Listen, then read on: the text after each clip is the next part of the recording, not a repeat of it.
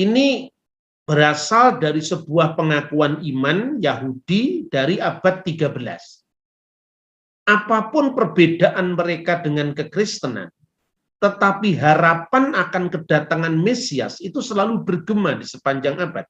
Soal mereka menolak Yesus itu adalah urusan lain, tapi basically mereka memiliki pemahaman tentang Mesias yang akan datang, sehingga mereka tetap berdoa, Wezikron Avotinu, Wezikron Masiah ben David Abdika, Wezikron Yerusalem Irkodeseka, Wezikron Kol Ameka Bet Yisrael Levaneka, dan seterusnya.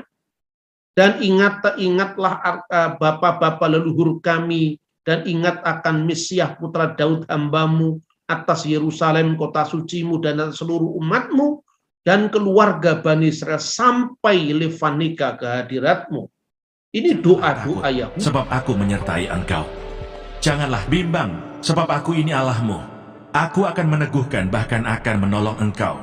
Aku akan memegang engkau dengan tangan kananku yang membawa kemenangan. Edukasi rohani. Dalam istilah ma'arif, sembahyang maghrib itu kalau di gereja ortodok disebut sebagai sholat gurub, ya. Nah, atau dalam gereja Katolik disebut vesper, itu sholat sore. Kalau di Katolik namanya brevir, di gereja ortodok namanya sholat ortodok yang berbahasa Arab, ya, seperti Syria, Koptik.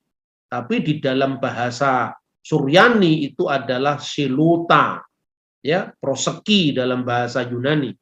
Nah, kemudian dirumuskanlah pengakuan iman dari doa-doa itu pada abad ke-13. Jadi kalau kita bicara Yahudi itu Yahudi abad keberapa? Ya, misalnya ini disampaikan dalam pengakuan iman yang biasa diawali anima amin bi'imuna srima. Aku percaya dengan iman yang sempurna bifiat hamusyah akan kedatangan Mesias.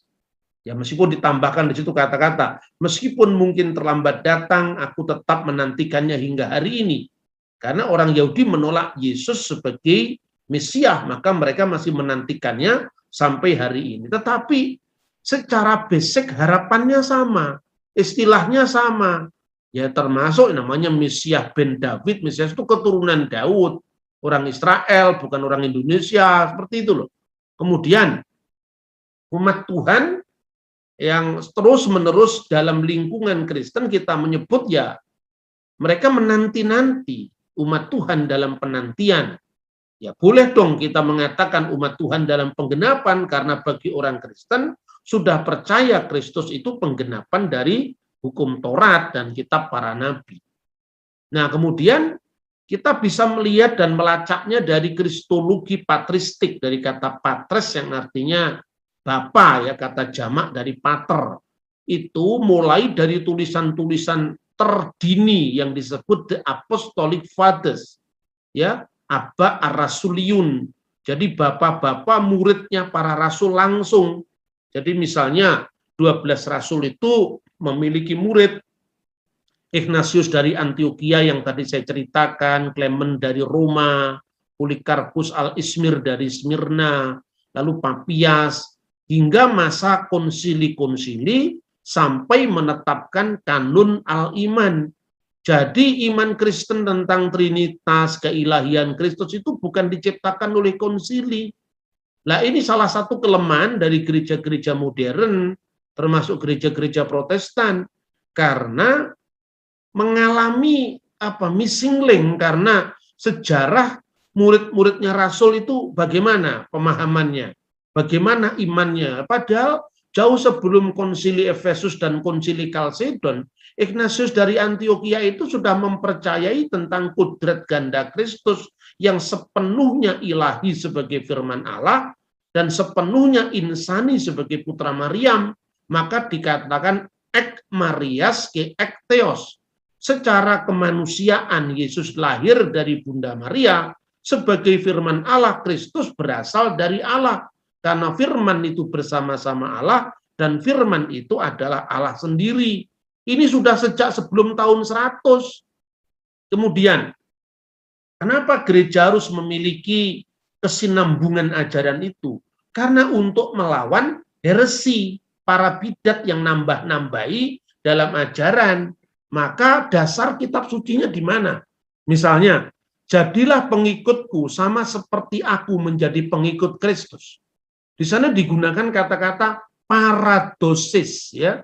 Itulah makna paradosis yang artinya kalau dibandingkan dengan istilah Islam itu sunnah. Itu hanya perbandingan. Bukan saya mencari pembenaran, tapi supaya orang bisa mengerti. Nah, seperti yang disampaikan paredosan kepada kita oleh mereka yang dari semula adalah saksi mata. Jadi mata rantainya tidak boleh lepas, tidak boleh cacat, ya. Prinsip ini ditegaskan dalam konsep yang namanya taklid al-muqaddas atau khilafah rasuliyah atau suksesio apostolik. Maka Irenaeus dari Lyon, Irenaeus itu muridnya Polikarpus dan Polikarpus muridnya Yohanes. Dia mengatakan kami dapat memberikan daftar dari mereka yang diangkat sebagai uskup oleh rasul-rasul, begitu pula yang menggantikannya hingga zaman ini. Lalu Tertullian mengatakan, hei Markion, sungguh dari mana hakmu untuk menebang hutanku? Atas izin siapa, hei Valentinus, kamu membelokkan arus mata airku? Atas kuasa siapa, wahai Apelles, kamu memindahkan batas-batas tanahku? Inilah milikku, akulah ahli waris para rasul. Apa hubungan Athena dengan Yerusalem? Persesuaian apa yang ada antara akademi dan gereja? Petunjuk-petunjuk kami berasal dari Serambi Salomo. Itu artinya apa? Karena kekristenan itu memang berasal dari Yudaisme. Kekristenan tidak pernah membajak Yudaisme. Karena kekristenan salah satu varian dari yang namanya Parisi, Saduki, Eseni. Jadi tidak ada orang yang kemudian mengatakan, orang Kristen membajak Taurat kami. Dari mana kamu dapat seperti itu? Coba baca Yosefus. Bagaimana Yosefus sendiri mengatakan bahwa Yakobus saudara Kristus itu memimpin jemaat Yerusalem. Dan waktu itu ya awal-awal di mana skisma antara Yahudi dan Kristen itu masih baru terjadi sekitar tahun 90 dan beberapa tahun kemudian Yosefus mencatatnya. Nah ini harus kita baca runut. Seringkali fundamentalisme biblikal itu kan biasanya begini semboyannya. Kalau berdebat atau kita diskusi, di mana ayatnya? Mestinya bukannya di mana ayatnya. Di mana ayatnya, bagaimana konteksnya, apa bukti sejarahnya. Sebab kalau Anda sedang ngomong ayat, setiap agama punya ayat. Dan ayat itu berlaku bagi yang meyakini, tidak berlaku bagi komunitas lain yang tidak meyakini. Sekalipun saya hormat kepada kitab Veda, Parita-Parita Suci, Tipitaka, namun posisi saya orang Kristen, bukan orang Buddhis. Saya memahami itulah wahyunya orang Buddha, dan saya tidak terikat pada wahyu itu. Nah, seperti itulah pemahaman lintas agama seharusnya dibangun di atas kesadaran tentang pentingnya kemajemukan dan bagaimana kita menghormati, merayakan kemajemukan itu tanpa kehilangan jati diri kita. Nah, saya akan melihat bagaimana tuduhan yang sering dimunculkan pada zaman-zaman sebelum munculnya naskah Laut Mati. Misalnya ya, gagasan tentang logos, dan ini yang terus-menerus diulang-ulang oleh para polemikus itu, bahwa orang Kristen itu mengambil gagasan logos itu dari Helenisme, padahal mungkin kuliah filsafat aja belum lulus itu, ya toh? Helenisme itu siapa yang mengajarkan, bagaimana corak pengajarannya, bagaimana pandangan mereka tentang dunia, bukan sekedar kesamaan istilah. Kalau antara Islam dan Kristen dan Hindu di Indonesia sama-sama mengucapkan Tuhan yang Maha Esa, bukan berarti konsep Tuhannya sama. Begitu juga ketika orang mengucapkan mengenai nabi antara Islam dengan agama Mani, ya tidak sama, karena konsep Islam spesial untuk Islam. Sekalipun sama-sama menyebut agamanya din atau dina dalam bahasa Aramaik, tidak bisa kita mengukur orang lain dari ukuran kita. Ini juga bukan sinkretisme. Nah, orang-orang Kristen yang kadrun juga ada. Kalau mengatakan begini, ini kompromi agama. Ini orang yang tidak bisa hidup di tengah kemajemukan. Dan kalau saya mengatakan begini tidak hanya untuk orang non-Kristen, orang Kristen sendiri juga saya kritik. Karena selama kita ini membawa nafas atau spirit yang sama, Indonesia itu tidak akan utuh. Indonesia itu akan tercabik-cabik, tercerai-berai seperti apa yang dilakukan antara perpecahan India, Pakistan, Bangladesh, sekarang Afghanistan. Sampai kemana kita harus menjaga kemajemukan kita ini? Pilihan kita yang baik itu tidak mengurangi kebaikan dalam makna umum, yaitu untuk orang lain yang berbeda dengan kita. Biarkanlah lalang itu tumbuh bersama gandum sampai waktu menuai, kata Kristus. Bahkan Kristus juga mengizinkan orang lain menyembuhkan orang, mengusir setan atas namanya. Ketika murid-murid mau melarangnya, barang siapa tidak melawan kita, dia ada di pihak kita. Nah, etos ini yang terus-menerus ingin saya sampaikan, ya. Kemudian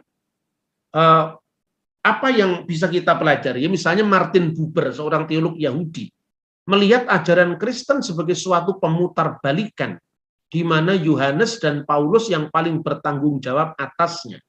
Ini suara-suara abad sebelumnya, sebelum penemuan misalnya arkeologi, khususnya penemuan Laut Mati. Tapi David Fussler, seorang teolog Yahudi lainnya, justru menekankan bahwa konsep targum Yahudi mengenai praeksistensi Sang Mesias melempangkan jalan bagi gagasan yang bersifat ilahi, sekalipun David sendiri tidak meyakininya. Ini yang namanya dialog. Tidak banyak digubrisnya aneka ragam pemahaman teologis ini menjelang era Kristen. Dalam penelitian Yesus sejarah yang di Amerika itu, khususnya tentang konsep mimra, khususnya tentang konsep metatron dalam kitab-kitab perjanjian lama dan tafsir-tafsir pra-Kristen itu telah menyebabkan kesenjangan yang lebih luas antara kekristenan dengan mereka-mereka yang tidak setuju. Sehingga sebetulnya banyak teolog Yahudi sekarang mengakui kekristenan itu berakar pada Yudaisme, sekalipun dia memakai cara pandang yang lebih luas, khususnya adalah formulasi di dalam dunia Helenik yang lebih bisa dipahami secara universal pada saat itu. Maka tuduhan bahwa iman Kristen itu berasal dari bajakan Helenisme tentang logos yang dibebankan kepada iman dan terma-terma Yahudi Palestina sekarang sudah ditinggalkan orang. Karena belajar filsafat Yunani itu bukan sekedar kesamaan istilah, tapi bagaimana maknanya bagi kita. Nah, kemudian bagaimana dengan sekilas penemuan Laut Mati, ya? Saya sudah sering membahas tentang naskah Laut Mati ini sebagai saksi otentisitas dari kitab suci, karena Yahudi dan Kristen sudah berpisah selama hampir 2000 tahun, ternyata rujukan kitabnya sama. Bahwa tafsirannya berbeda, iya itu sudah diakui sejak awal. Di Israel yang namanya lembaga kitab di Israel, ya, United Bible Society in Israel, itu di dalam menerjemahkan perjanjian lama ya memakai naskah Yahudi, naskah Ibrani. Dan banyak juga ahli-ahli Yahudi yang dilibatkan oleh lembaga kitab sedunia itu, termasuk penerbitan Biblia Hebraica Stuttgartensia. Jadi itu bukan orang Kristen yang seolah-olah hanya mencomot saja, tidak. Studi-studi ekumenis antara Yahudi dan Kristen pun sudah dilakukan oleh Vatikan. Bahkan misalnya ada trialog antara Yahudi, Kristen, dan Islam yang bukunya sudah diterjemahkan dalam bahasa Indonesia oleh Mizan. Dalam buku itu juga disebutkan bagaimana Rabi Yahudi memahami bahwa baik Kristen maupun Islam itu adalah sama-sama goyim yang mestinya berlaku hukum Nuh, bukan hukum Musa. Seperti itu sudah menjadi konsultasi-konsultasi teologis di tingkat internasional yang bukunya bisa sangat mudah kita dapatkan, ya. Kemudian ini salah satu dari naskah Qumran yang dikenal dengan Pesher Habakuk, yaitu tafsiran Nabi Habakuk. Kenapa buku ini penting? Karena buku ini membahas tentang seorang yang disebut guru kebenaran, Moreh Hasedek atau Moreh Hayakat, guru paguyuban. Saya sudah mengakrabi tema-tema ini sejak tahun 1995-96, ketika waktu itu akses ke Israel itu belum terlalu mudah seperti sekarang. Dan waktu saya menulis buku pertama tentang Dead Sea Scroll ini, saya malah diizinkan masuk ke ruangan naskah waktu itu, yang sekarang tidak bisa diizinkan lagi, kecuali dengan prosedur yang memang sangat rumit ya. Makanya saya masih bisa foto di depan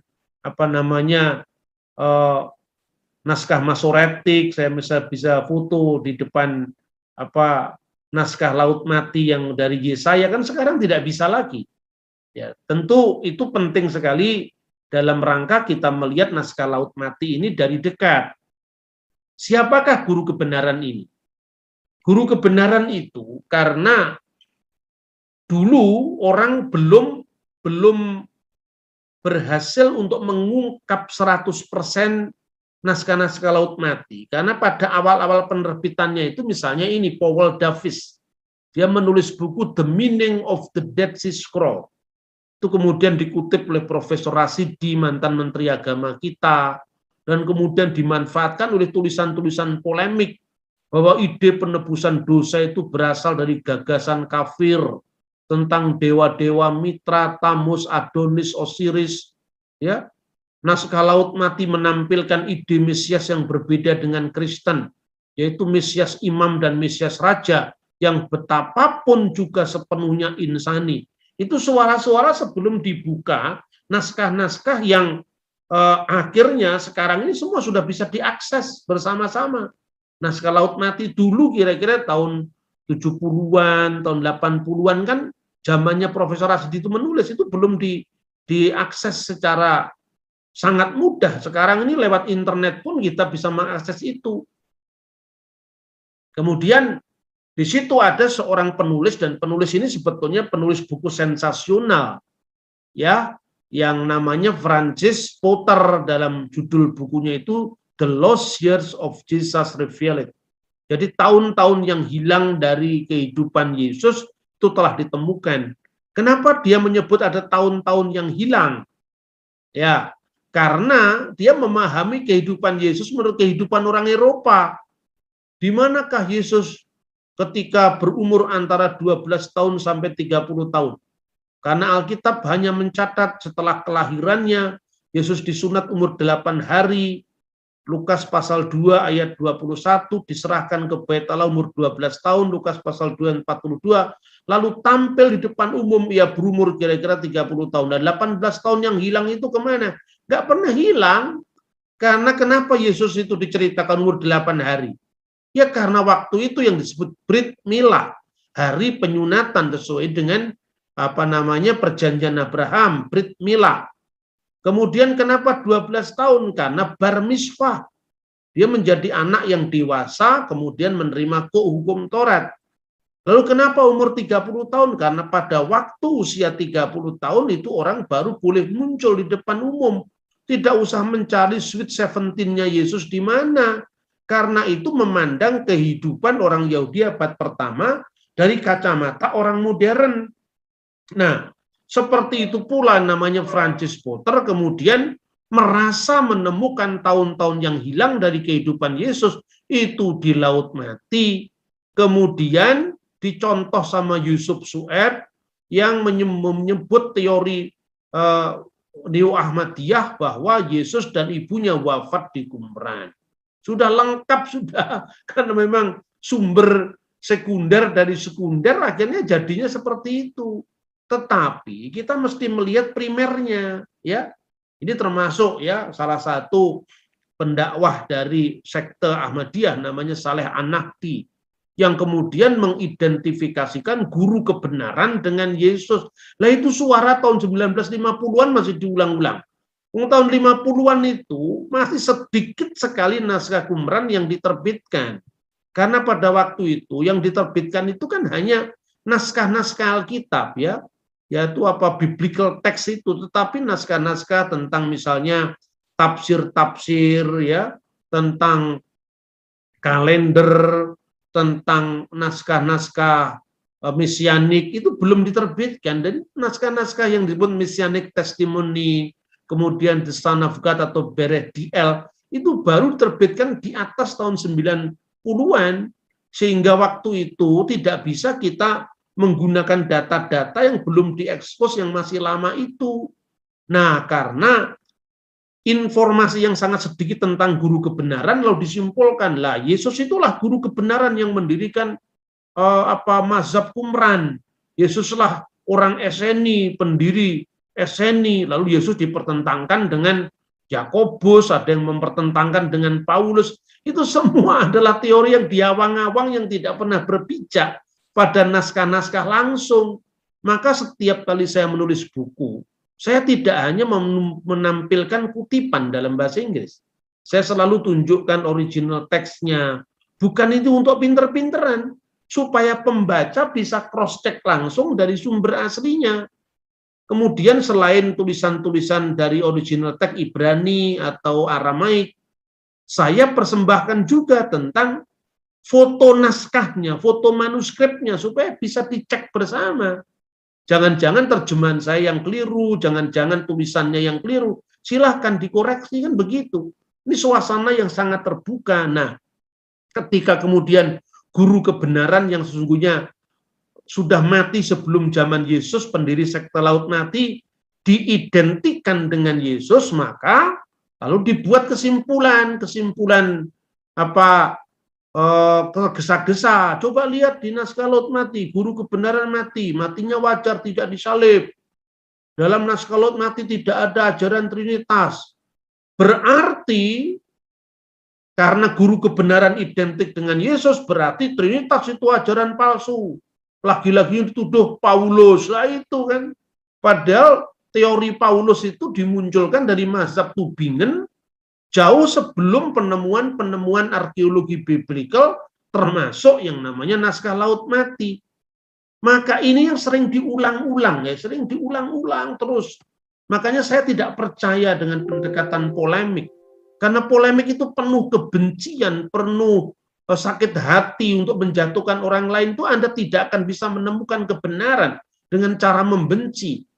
Seperti itu, maka bersihkanlah hatimu, bersihkanlah nuranimu dari penyakit kejiwaan yang bisa menutupi Roh Kudus untuk berbicara dalam dirimu. Biarlah jiwa kita menjadi kaca yang bersih, supaya kita bisa melihat kehadiran Tuhan dalam hidup kita.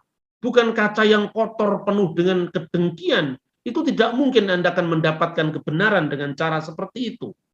Kemudian saudara-saudara, belum lagi munculnya naskah-naskah yang bombastis, ya, misalnya ini The Dead Sea Scroll Deception, penipuan naskah Laut Mati. Anda lihat penulisnya siapa itu? Michael Biggin dan Richard Leck.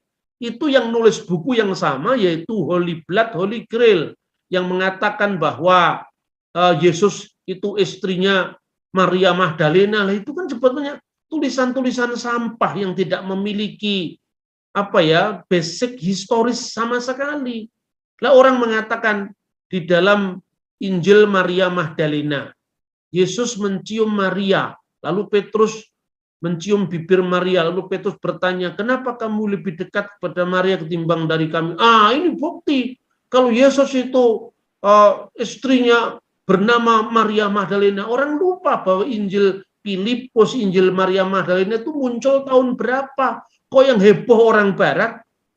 Itu yang punya naskah ditemukan di gereja ortodok Koptik, itu ditemukan di Nag Hammadi. Orang Koptik tidak pernah heboh, orang Barat yang heboh.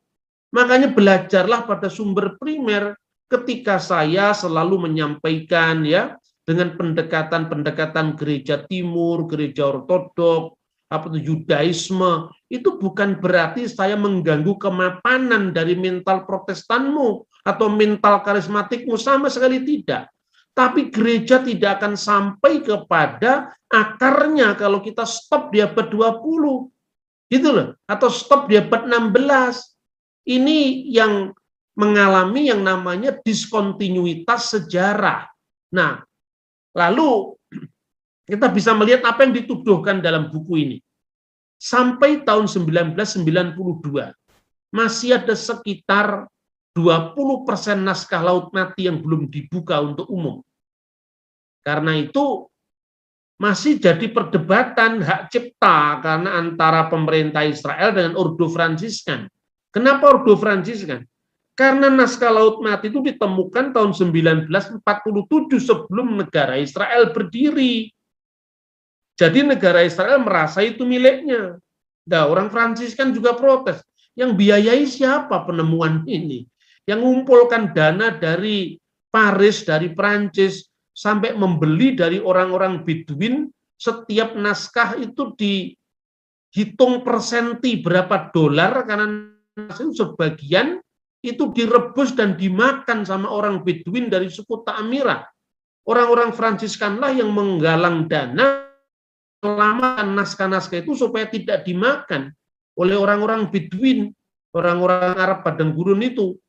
Lalu beberapa kelompok karena terlambatnya yang 20% naskah nggak terbit-terbit, menuduh Kardinal Ratzinger menyembunyikan naskah-naskah itu karena khawatir mengancam keunikan iman Kristen. Kebohongan dibuat-buat di situ, seperti misalnya penemuan naskah Turki kemarin, yang katanya itu Injil yang berusia 1.500 tahun. Kalaupun berusia 1.500 tahun, itu kan zaman prasasti Mula Warman. Lah Yesus abad pertama, masih ada selisih 500 tahun. Itu sudah tua bagi polemikus. Bagi orang-orang Kristen yang memahami naskah-naskah kuno, itu sudah terlalu terlambat abad ke-5. Gitu loh saudara-saudara. Nah, Kardinal Ratzinger itulah yang akhirnya menjadi Paus Benediktus ke-16. Waktu itu dia menjadi ketua kongregasi iman. Setelah terjadi kesepakatan antara Israel dan mitra-mitranya termasuk orang-orang Fransiskan, pada tahun 97 sisa naskah yang 20% tadi dibuka untuk umum.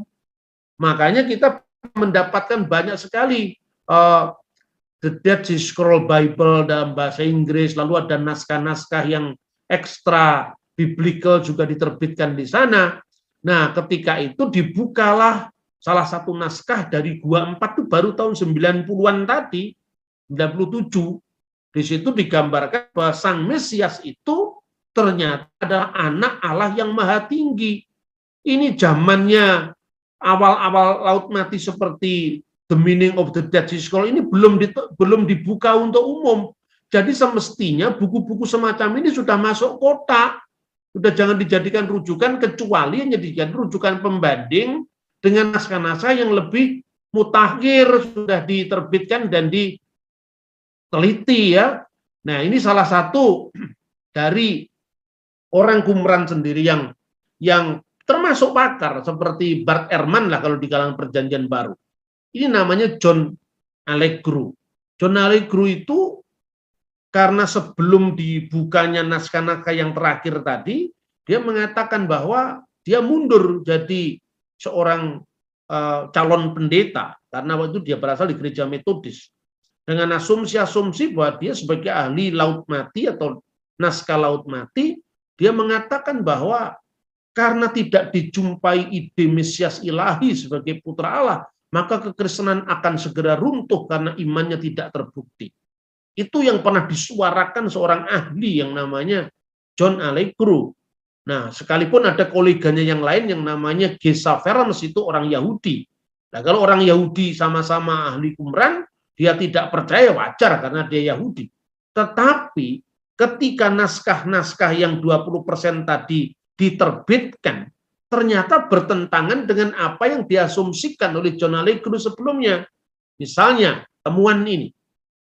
Inilah yang disebut sebagai naskah putra Allah. Jadi ditemukan di gua keempat ya. Bunyinya itu yang saya kasih garis bawah merah itu. Itu tertulis dalam bahasa Aramaik, ini biblical Aramaik karena ini sebelum Syriak Aramaik. Kalau Syriak Aramaik itu zaman Kristen ya. Pada kolom kedua itu tertulis di dalam bahasa Aramaik. Hurufnya masih Ibrani, itu namanya biblik Aramaik. Bereh Diel Yetamar Ubar Elyon Yikrone. Salinannya dalam tulisan tangan di bawah itu. Breh Diel, ya, anak dari El itu Elohim, Yetamar. Mereka akan memanggil U dan Bar Elyon, anak yang maha tinggi Yikrone. Jadi artinya ini bukti bahwa naskah Laut Mati yang jauh lebih tua dari Yahudi Rabbinik itu tadi mengakui bahwa Mesias yang mereka tunggu-tunggu itu putra Allah, dan itu persis sama dengan apa yang tertulis dalam Injil. Sekalipun tentu itu muncul sebelum zaman Kristen. Lalu ditemukan pula di dalam salah satu naskah yang disebutkan dalam gua pertama, ya, untuk tata cara pertemuan jemaat yang kudus ketika mereka diundang dalam pesta perjamuan yang diselenggarakan oleh kaum Yakat, kaum paguyuban. Karena Allah telah memperanakkan sang Mesias. Ini ditemukan di gua pertama, ya. Kode naskahnya 2.2.2.12. Itu dalam teks Ibraninya Im Yolid El Et Hamasiyah. Ketika Allah melahirkan Mesiasnya. Tentu di sini bukan kelahiran fisik, tapi Mesias itu sebagai pernyataan diri Allah. Seperti itu. Nah, lalu bagaimana pengakuan para pakar? Ya, misalnya Herschel Sang. Dia seorang peneliti Qumran yang jauh lebih senior. Dia mengatakan begini, dalam bukunya itu Understanding the Dead Sea Scroll. Dia mengatakan, inilah kali pertama ungkapan putra Allah ditemukan di sebuah teks Palestina di luar Alkitab. Teks ini luar biasa pentingnya bagi semua ahli Perjanjian Baru untuk memahami latar belakang terminologi Injil Lukas seperti anak Allah yang maha tinggi, yang juga diterjemahkan di sepanjang naskah-naskah Perjanjian Baru. Sebelum itu beberapa sarjana menyangka bahwa istilah anak yang maha tinggi, anak Allah berasal aslinya dari dunia filsafat Helenis di luar Palestina dan menentukan perkembangan doktrin Kristen selanjutnya. Sekarang kita mengetahui bahwa terminologi itu ternyata merupakan bagian dari ajaran Kristen asli yang berakar pada lingkungan Yahudi sendiri. Nah, ini lebih penting dari mazhab Tübingen, karena mazhab Tübingen muncul, naskah-naskah arkeologi kitab suci belum maju, belum ditemukan. Nah, kemudian ini ada naskah yang disebut testimonia, ya, atau messianic testimony. Bukti kesaksian mesianik itu ditemukan di gua keempat, maka disebut 4 Ki. Ki itu Qumran, kode naskahnya 174. Di sini ada kutipan misalnya dari Ulangan pasal 18 ayat 18 yang menyebut bahwa Mesias itu sekaligus nabi. Maka Yesus itu adalah nabi juga. Karena nabi di sini tidak sama dengan nabi-nabi Perjanjian Lama, karena mengantisipasi apa yang disebutkan oleh Musa bahwa Nebi mikir beka me'aheka kamoni yakim adonai eloheka elautismaun. Seorang nabi di tengah-tengahmu, maksudnya di tengah-tengah Bani Israel, di antara saudaramu, di antara saudara Bani Israel, yang disebut Israel itu Yakub, ya, dengan 12 suku. Yesus lahir dari suku Yehuda, dan Musa lahir dari suku Lewi. Yang seperti aku, artinya apa? Nabi Eksodus, nabi pembebas. Jadi Mesias itu dalam makna Kristiani memiliki 3 matra. Yang pertama, nabi, kedua imam, ketiga raja. Dalam konteks Yesus disebut imam, maka disebut apostolos atau rasul. Tapi rasul di sini bukan rasul definisi Islam. Gitu loh.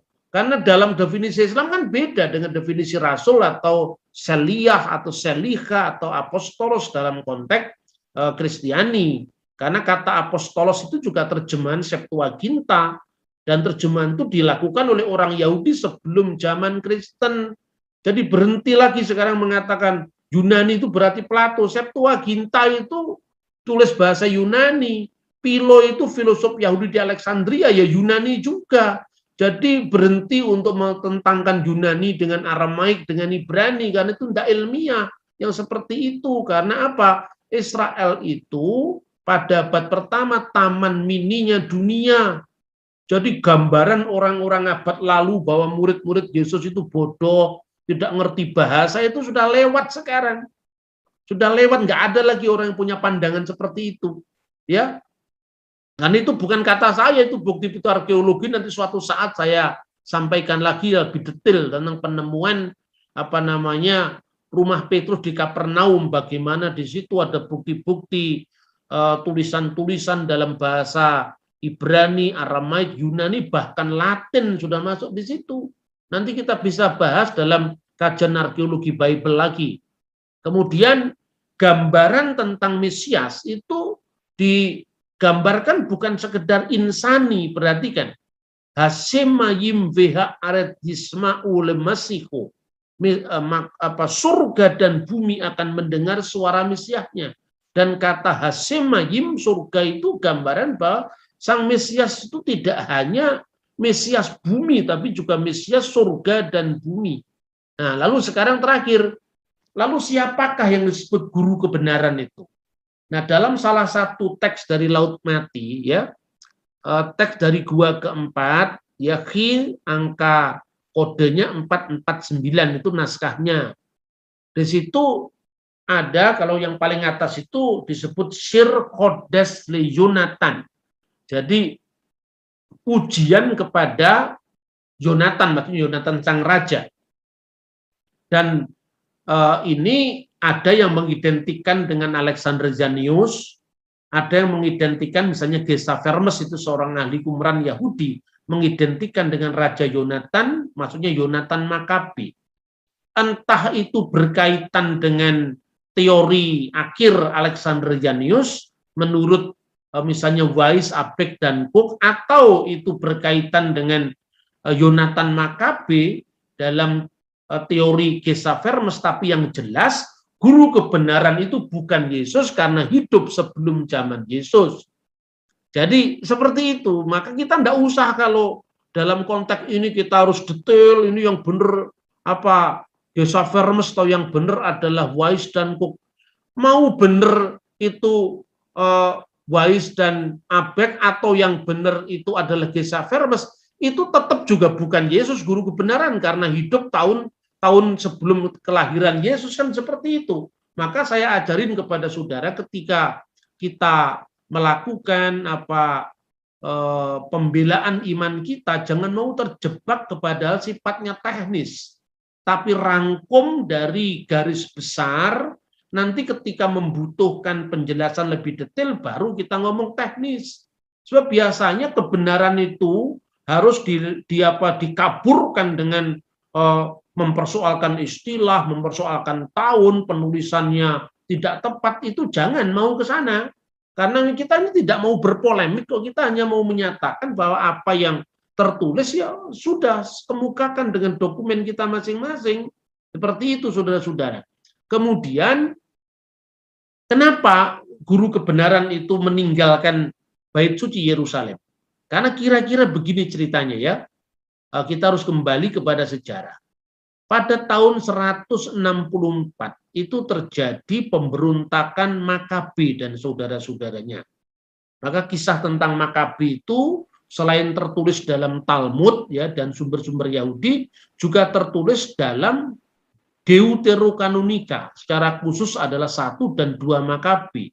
Di sana dikisahkan bahwa waktu Raja Syria Antiochus Epiphanes itu menajiskan bait suci dengan memasang patung-patung Yunani di sana, maka menggerakkan perlawanan dari putra-putra Matatias, antara lain Yudas Makabe, Yonatan Makabe, dan perlawanan itu menang.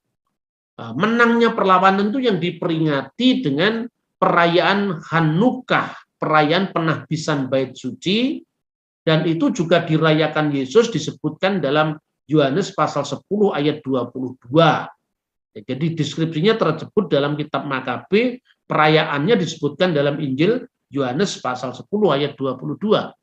Maka kemudian ketika menang, Makabe itu berhasil mendirikan kerajaan merdeka. Jadi akhirnya pemerintahan pertama, kedua, sampai ketika Yudas Makabe meninggal, kemudian digantikan oleh saudaranya Yonatan Makabe. Nah, pada masa Yonatan Makabe itu dia dihubungi oleh putra dari Raja Seleukid di Syria yang dulu menajiskan Baitul Maqdis atau Beit Hamikdash di Yerusalem, bersekutu. Nah, anaknya itu namanya Alexander Balas. Alexander Balas itu kira-kira kalau dikalimatkan begini, kamu jangan hanya mau jadi raja, kenapa kamu nggak sekaligus menjadi imam besar, supaya ekonomi bait Allah, keamanan semua terkontrol di satu tangan. Akhirnya Yonatan Makabe itu mau menerima persekutuannya dengan mantan anak musuhnya, yaitu Alexander Balas. Dan ketika dia mengangkat diri jadi imam besar, maka imam besar yang berhak di Bait Suci Yerusalem yang namanya adalah Onias keempat kemudian marah. Karena Yerusalem sudah diduduki oleh konspirasi politik dari orang-orang yang tidak cinta kepada Tuhan. Lalu dia dan pengikutnya meninggalkan kota suci Yerusalem dan kemudian menamakan diri guru kebenaran. Ya, Moreh Hasedek atau Moreh Hayakat, guru paguyuban. Dan itulah maka Laut Mati itu kira-kira muncul ya kira-kira tahun 150-an ya, pada zamannya Yonatan menjadi raja itu. Lalu Yonatan yang dulu dipuji-puji sebagai seorang yang baik, syairnya ditemukan di Laut Mati ini, akhirnya dituduh distigmakan atau disebut sebagai imam yang jahat, ya. Terus kemudian maka di situ ada figur Ishak Kazab, manusia pendusta. Lalu imam yang jahat itu nggak ada urusannya dengan Yesus dan Yakobus, apalagi Paulus, karena semua naskah ini berasal baik dari teori dini maupun teori kemudian itu sebelum kelahiran Sang Kristus zaman Makabe itu. Nah, itu saudara-saudara. Sekarang kapan guru kebenaran itu meninggal? Sehingga guru kebenaran itu bukan Yesus. Ini naskahnya yang dikenal sebagai dokumen Damaskus yang juga ditemukan di Qumran. Saya scan dulu naskahnya ya supaya Anda melihat bahwa ini bukan karangan saya, bukan sekedar otak-atik saya, tapi benar-benar punya data yang bisa di cross check. Nah, disinilah sebetulnya deskripsi tentang kematian guru kebenaran ya kira-kira tahun 100 sebelum Masehi. Nah, Moreh Hayakat disebutkan di sini ya. Jadi makanya dikatakan Miyom Haasek sampai dikumpulkannya Moreh Hasedek atau Moreh Hayakat guru paguyuban At Amot Masyah Mi Aron Vemi Yisrael, sampai kedatangan dia yang diurapi Masyah Sang Mesias dari Harun dan dari Israel. Jadi jelas di sini guru kebenaran bukan Mesias karena dia sendiri mati sebelum Sang Mesias lahir. Nah, dalam iman Kristen Mesias itu dipahami, digenapi dengan kedatangan Yesus Kristus. Nah, kata Yom Haasek itu dikumpulkannya. Dikumpulkan itu artinya apa? Mati. Jadi sebelum Yesus lahir, guru kebenaran sudah mati. Berarti guru kebenaran bukanlah Yesus Kristus. Ya, kapan itu bisa ditentukan matinya guru kebenaran yang secara salah diidentikan dengan Yesus? Sebelum masuknya bangsa Roma. Roma itu memasuki tanah suci tahun 63 sebelum Masehi dengan merebut itu dari Yunani, ya. Maka kedatangan orang Roma ini menjadi terminus per quem, masa paling dini untuk mengukur kapan guru kebenaran meninggal. Karena kedatangan Roma tahun 63 berarti guru kebenaran harus mati sebelum tahun 63 sebelum Masehi, dan itu antara lain kira-kira tahun 100 sebelum Masehi. Berarti guru kebenaran bukan Yesus seperti yang digambarkan oleh Charles Potter, Profesor Rasidi, tidak seperti itu. Nah, sekarang Bagaimana kita bisa melacak akar Yudaisme dari pengakuan iman kita? Perhatikan, ketika iman kita mengatakan dan aku percaya kepada Yesus Kristus, ya Ibnullahul Wahid, putra Allah yang tunggal, monogenes theos, itu kan, itu bandingkan paralelnya dengan Bereh di El Ubar Elyon Hikroneh, dia yang disebut putra Allah dan mereka akan memanggilnya putra yang maha tinggi, dari naskah Laut Mati. Sekarang yang kedua, al-mauludu minal ab qabla kulli duhur, yang dilahirkan dari bapa sebelum segala abad. Ini bukan kelahiran fisik karena Allah itu tidak beranak dan tidak diperanakkan secara fisik. Bandingkan dengan 1 Hi SA ya 2.2.12 kode naskahnya. Allah telah melahirkan sang Mesias im yolid el et hamasia. Lalu yang olehnya segala sesuatu telah diciptakan, maksudnya oleh firman, merujuk kepada Yesus yang praeksisten sebagai firman Allah, bukan Yesus dalam keadaannya sebagai manusia. Disebutkan di sini bimimrah mit afet alama, mimrah yang olehnya telah diciptakan alam semesta. Bahwa orang Yahudi Rabinik sekarang menolak identifikasi mimrah dengan Yesus, itu urusan lain. Karena sebelum munculnya Yahudi Rabinik di Qumran juga sama Yahudi. Itu loh kira-kira pola pikirnya. Jadi kita mesti menghargai perbedaan, tidak usah harus ngotot-ngototan. Kemudian firman itu turun ke dunia, ya, turun dari surga dan menjelma oleh kuasa Roh Kudus dan dilahirkan perawan Maria. Bandingkan bagaimana sang Mesias itu dalam naskah Laut Mati disebut Naha al-Masihur Ruah Qudsa. Ini naskahnya bahasa Arab. Roh Kudus akan turun atas Mesiasnya. Jadi kelahiran Mesias ke dunia itu diperkuat oleh Roh Kudus. Roh Kudus ini bukan malaikat Jibril. Malaikat Jibril itu ketafsiran Islam yang muncul ratusan tahun setelah peristiwa. Tetapi dalam konteks ini kita mengambil dari naskah Laut Mati yang lebih tua daripada Yahudi Rabinik yang sering kita bahas itu. Kemudian menjadi manusia. Gelar sang Mesias yang akan datang itu Bar Enas, putra manusia. Dan itu merupakan deskripsi Qumran tentang nubuatan Nabi Daniel pasal 7 tentang seorang Kebar Enas seperti anak manusia. Maka sang Mesias disebut dengan putra manusia Bar Enas. Kemudian dan akan datang dari surga untuk menghakimi orang yang hidup dan yang mati. Nah, ini secocok dengan kemuliaan Mesias yang ditunggu-tunggu oleh kaum Eseni. Surga dan bumi akan tunduk kepada suara Mesiasnya. Kemudian yang kerajaannya tidak akan binasa, itu sambungan dari naskah anak Tuhan tadi, anak Allah tadi, Malkuta Malkut Olam, kerajaannya adalah kerajaan yang kekal. Amos pasal 3. Nabi sebagai penyambung lidah Allah. Dengarlah firman ini yang diucapkan Tuhan tentang kamu, hai orang Israel, tentang segenap kaum yang telah kutuntun keluar dari tanah Mesir. Bunyinya, hanya kamu yang kukenal dari segala kaum di muka bumi. Sebab itu aku akan menghukum kamu karena segala kesalahanmu. Berjalankah dua orang bersama-sama jika mereka belum berjanji? Mengaumkah seekor singa di hutan apabila tidak mendapat mangsa? Bersuarakah singa muda dari sarangnya jika belum menangkap apa-apa?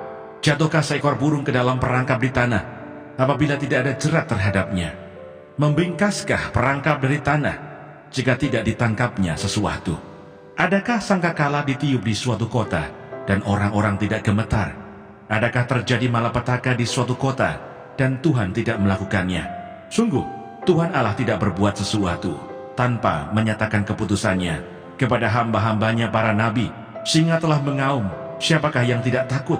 Tuhan Allah telah berfirman, siapakah yang tidak bernubuat? Pemberitaan tentang keruntuhan Israel. Siarkanlah di dalam puri di Asyur dan di dalam puri di tanah Mesir, serta katakan, berkumpullah di gunung-gunung dekat Samaria, dan pandanglah kekacauan besar yang ada di tengah-tengahnya, dan pemerasan yang ada di kota itu. Mereka tidak tahu berbuat jujur, demikianlah firman Tuhan.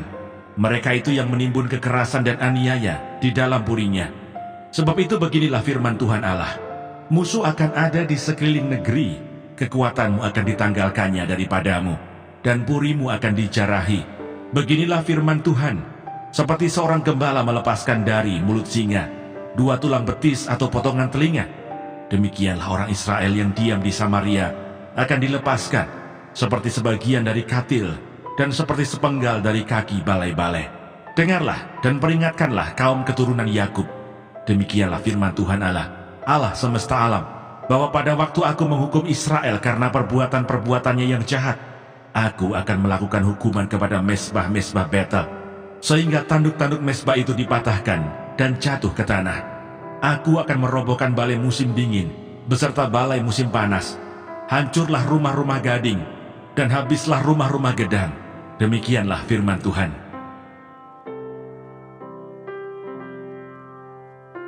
Amos pasal 4. Terhadap perempuan-perempuan Samaria yang mabuk kemewahan.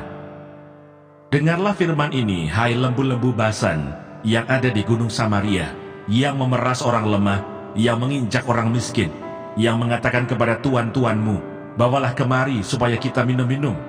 Tuhan Allah telah bersumpah demi kekudusannya, sesungguhnya akan datang masanya bagimu, bahwa kamu diangkat dengan kait, dan yang tertinggal di antara kamu dengan kail ikan. Kamu akan keluar melalui belahan tembok, masing-masing lurus ke depan, dan kamu akan diseret ke arah Hermon. Demikianlah firman Tuhan. Ibadah orang Israel adalah ibadah jahat. Datanglah ke Betel dan lakukanlah perbuatan jahat, ke Gilgal dan perhebatlah perbuatan jahat. Bawalah korban sembelihanmu pada waktu pagi, dan persembahan persepuluhanmu pada hari yang ketiga.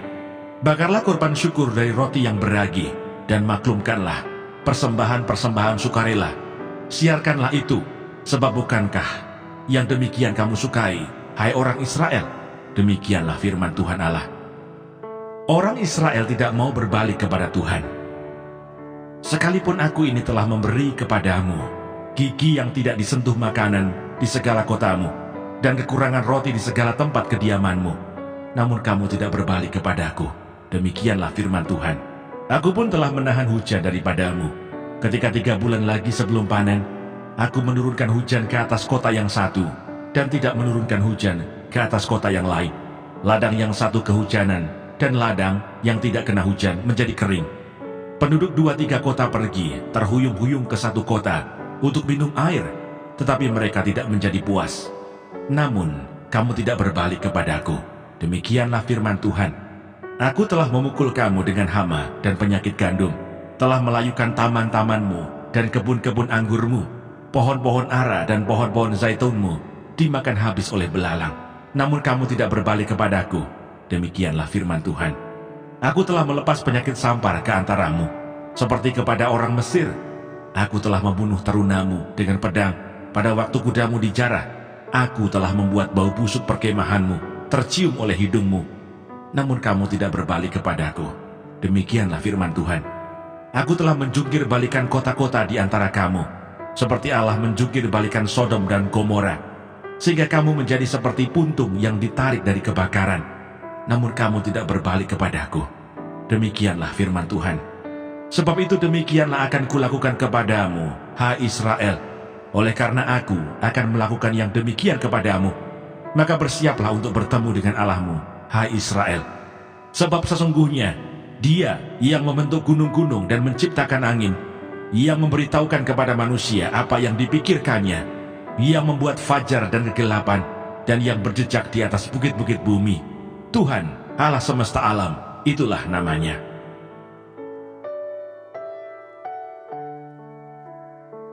Amos pasal 5. Ratapan tentang Israel.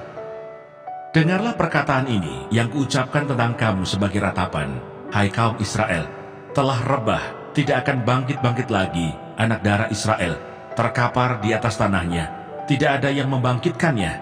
Sebab beginilah firman Tuhan Allah kepada kaum Israel, kota yang maju berperang dengan 1000 orang, daripadanya akan tersisa 100 orang, dan yang maju berperang dengan 100 orang, daripadanya akan tersisa 10 orang, sebab aku menyertai engkau. Janganlah bimbang, sebab aku ini Allahmu. Aku akan meneguhkan, bahkan akan menolong engkau. Aku akan memegang engkau dengan tangan kananku yang membawa kemenangan. Edukasi rohani.